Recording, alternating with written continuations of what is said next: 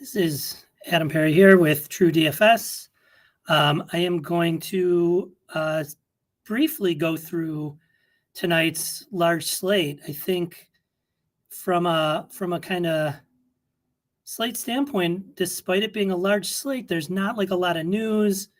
It seems the projections have captured the lines real well. There've been some changes here, like we have changes to the Blues power play unit. But that's been captured in Left Wing Lock and in SaberSim and in the TrueDFS projection. So despite it being a large slate, it's a pretty straightforward one.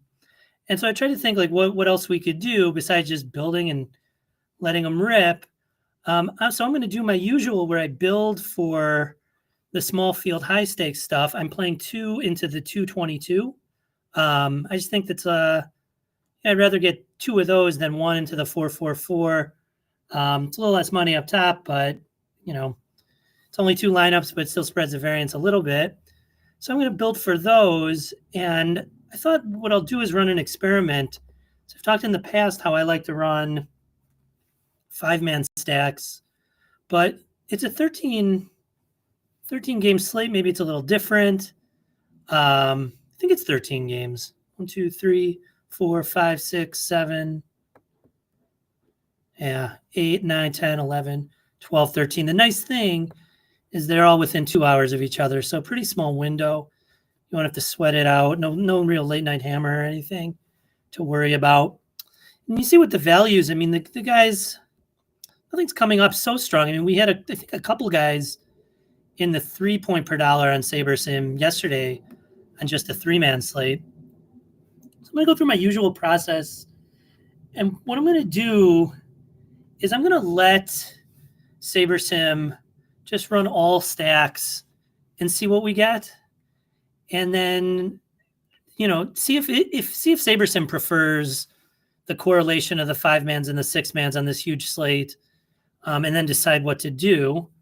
And then I've shown my process before. I usually just run with only the 5-man. So then we'll maybe do something like that after, depending on how the results go.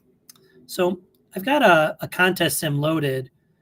What I'm going to do is just flip it to the ownership that's going to at least attempt to best reflect the 222, which is the high stakes 20 max ownership. I think you could use these kind of things depending on what price point you're playing at and the size of the contest. One thing I like to do is I like to see what did SaberSim think it would be? What did those guys preload? And so they've got it on the high stakes 20 max that I'm going to be simming against. So since I'm simming against that, I'm going to build my lineups in that way.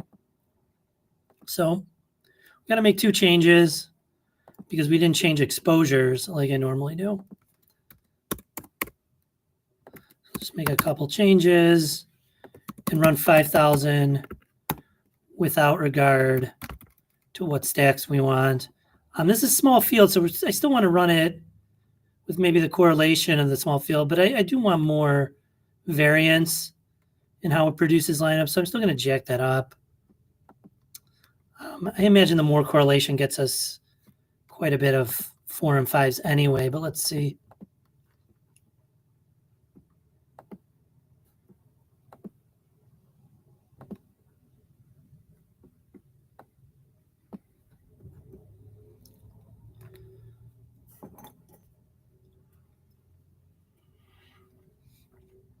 I wish it were a little faster so I didn't have the dead air for you guys. But yeah, it's always good to look at the news. And, I would recommend, there's a couple sites that do lines.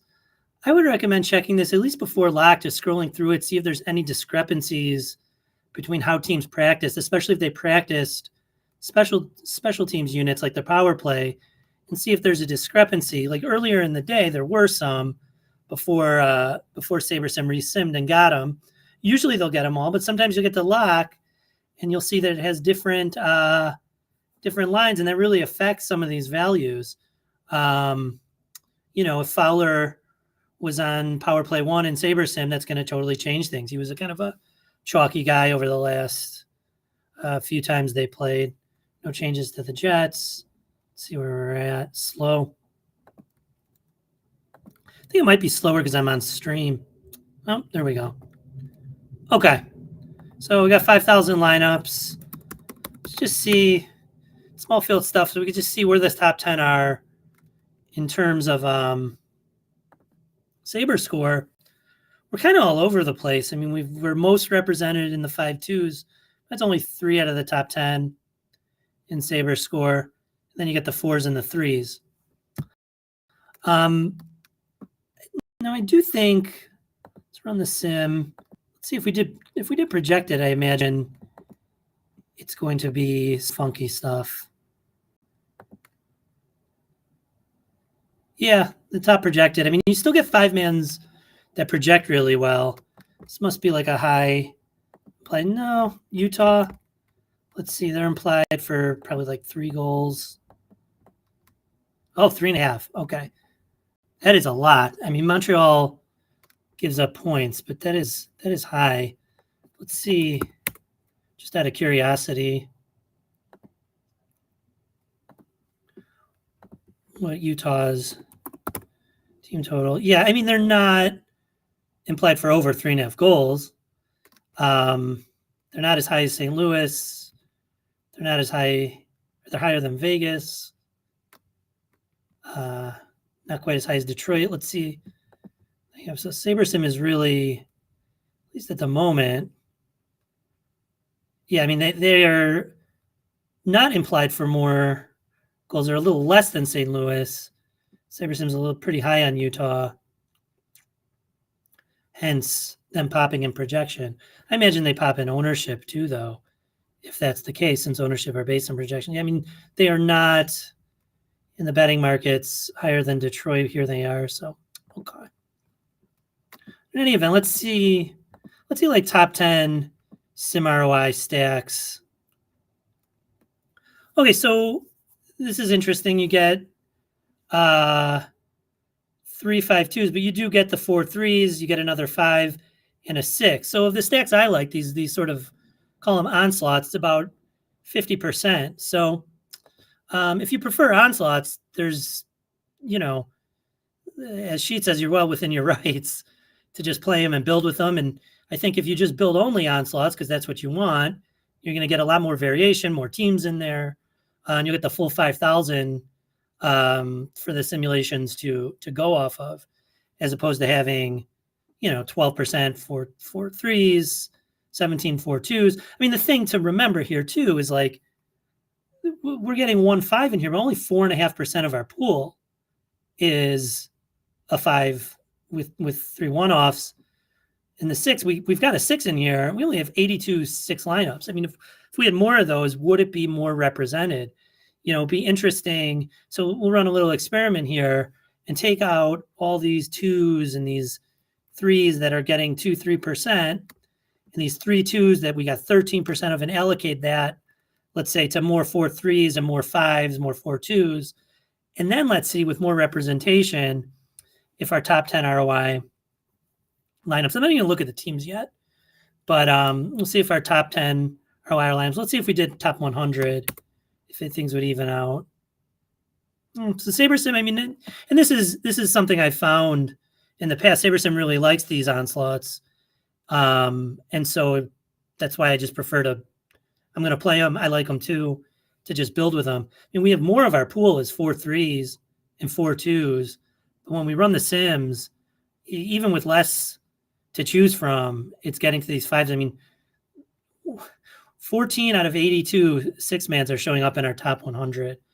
So SaberSim certainly prefers those. That'd be an interesting kind of debate, because there are like other sites that really prefer the 4 3s, the 3 3s, and they do good work too. So it's interesting to see how the different products and different assumptions in your sims could get you different places. Let's see what happens. Like if we have even more 5s, 4, 6s, etc. in the pool. Let's say we want like at least 2%. I don't think it's gonna. Let's say at least 3% 6-mans, and we want at least 15% 5-2s, and 7% 5-mans, and then we'll leave the 4s as they are. And let's just get rid of all the other stuff we're not going to play. I mean, I'm inclined to rebuild and get rid of the 4s in the end, but let's just see what happens if we have even more representation in our pool of 5 and 6 mans, if with it more to choose from, if we really start getting even more of those in our top 10 and top 100. I want these no stacks on of here too. All right, so now let's rebuild these. Hopefully it can. Sometimes when you make a lot of constraints, it has trouble, but these aren't too constraining, I don't think.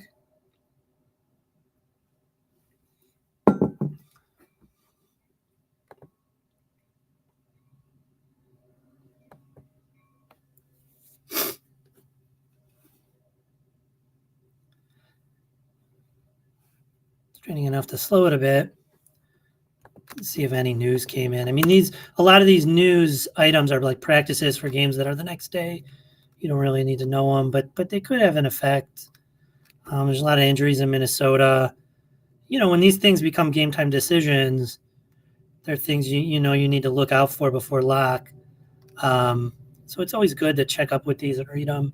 The Twitter handles are Game Day News NHL, and then the guy has Game Day Lines. I think he had lines right before lock too if there's any changes. SaberSim will catch these. The question is if they catch them in time. And when these happen right before lock, you kind of need to know pretty quickly. All right. So now let's see what our pool looks like, what our simulated lineups look like. Set these all to 0. So now we built 5,000. We still have the most 4 3s and 4 2s, but we got 19%. So we have almost as many 5 2s. And 30% of the pool is now 5s. We've got 6.5 of the pool as 6-man stacks. So like SaberSim already preferred these. Let's see what happens now that it has more to choose from. And this is kind of me building the case for, showing that not only does SaberSim prefer these, so, now in SaberScore in the top 10, you only get a couple 4 3s. Not only does it prefer these, but that you could just, if you prefer them, you could just build it with them all together.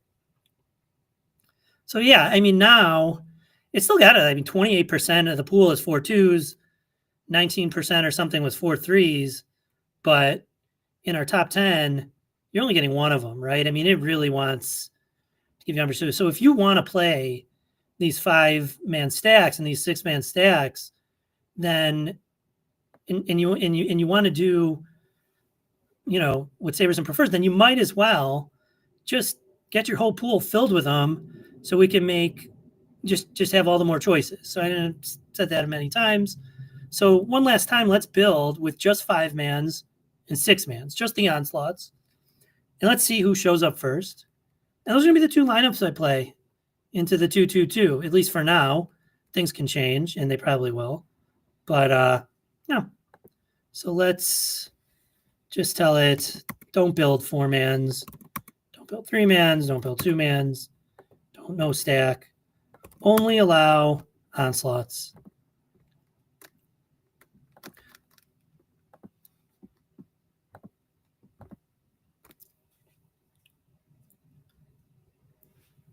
Looks like we might have projections, ownership update right as I was going on. Ownership should update again to get this 12-12. So that's the other thing. I mean, all this ownership's going to change. Everything's going to change. The other thing I'd urge you to do is, if you're in other Discords, see what people are talking about. I mean, I still think there's a good percent of the pool that's hand building. Other sites are moving the market as well and impacting it. So it's good to see what other people are talking about, where you think ownership might coalesce. That's especially the case in these smaller field stuff.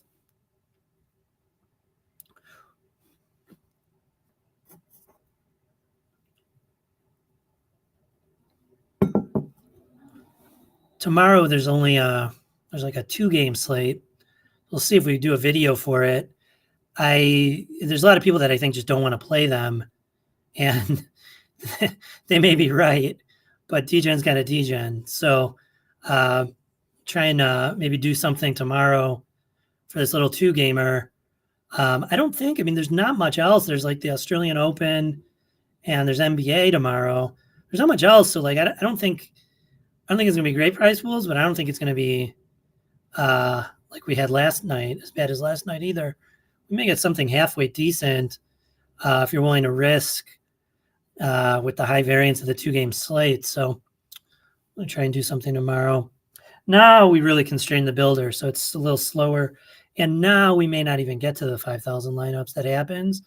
But I think we will. There's 13 games, so there should be plenty of ways to build 5 and 6 mans. More than plenty. It should be millions. But if you're trying to do 5 and 6 mans in the 3-gamer, you sometimes just don't get to 5,000. It times out.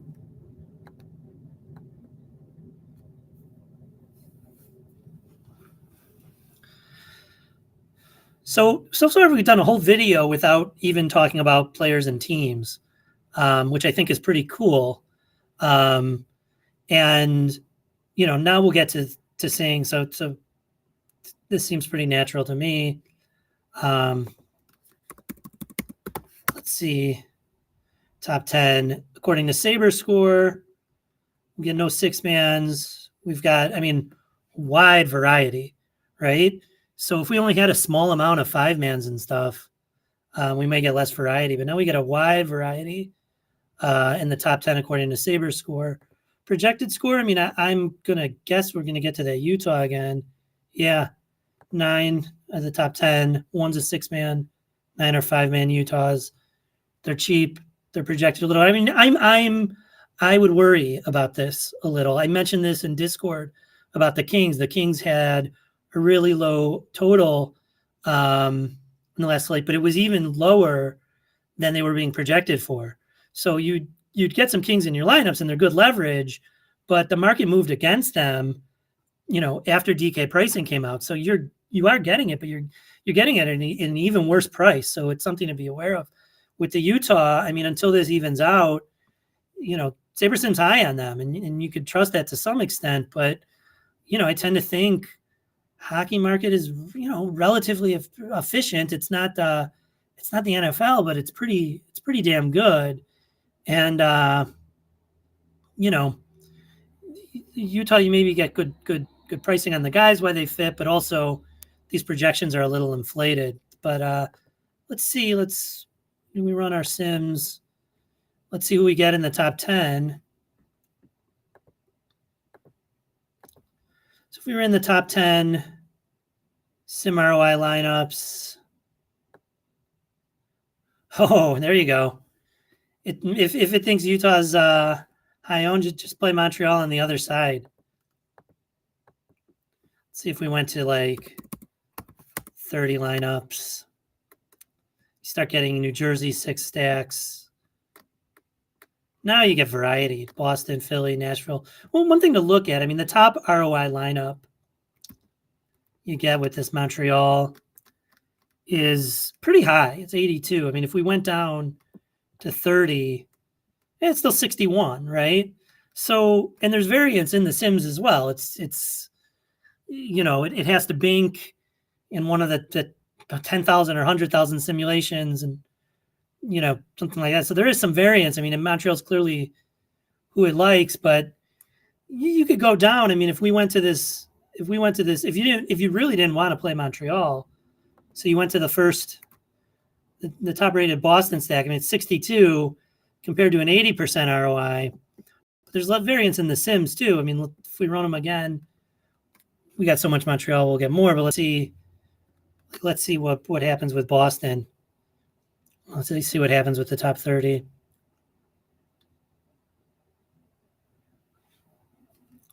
Yeah, you still got a Boston. Nashville pops up, and you're getting all these Montreal. So I would think about, and then 6-mans, all different kinds. So, you're within your rights to play any of these. Montreal's a little bit hard to fit. I'd be a little worried, SaberSim is projecting them so well and likes them in the sims if there's an effect where, more of the field plays them because, a good amount of us use SaberSim, but I think, if I were doing this, I'd go to Montreal and then I'd pick my favorite stack otherwise. I kind of like Winnipeg. I mean, ask why. Winnipeg is a pretty condensed. Others have mentioned this too. They have pretty condensed scoring. Their line one plays really good minutes. They're fully correlated on the power play. They're not cheap. You got to jam into a couple values, but you get them from Philly is a pretty high total. Vasilevsky against Boston is a favored goalie. And, you could do something like that if you like Winnipeg, but really, after Montreal, it's saying pick any of these that you want. So right now, I'm inclined to go with one of the Montreals that's towards the top. You can get McKinnon in. I imagine that'll be pretty popular. I mean, that is something to worry about too. If like all these Montreal stacks also have McKinnon, this one doesn't. Here you get a couple Bostons, pretty nice. So this is what I would. I know exactly what I would do. I'm a little concerned. I mean, the Cates thing is tough because he would be in two lineups, and I'd like to have as much separation as possible. But this is nice. So we'll take the first Montreal with two Bostons playing against Tampa, and then I'll play the Winnipeg. It does have correlation between these because of the Cates, but then I'll play, at least the totally anti-correlated Vasilevsky. And you say, well, why would you play anti-correlated lines? Well, because I'm trying to sustain my bankroll. And so, this way I've got two in the 222, and they're very different. They cannot both win, but when one doesn't do well, the other one is more likely to do well and decrease my variance, which was a kind of goal of mine. So, I mean, I kind of like this. If Pastrnak and Marchand do well, maybe Vasilevsky doesn't do so well, but that's okay because I have one lineup that is much more likely to cash.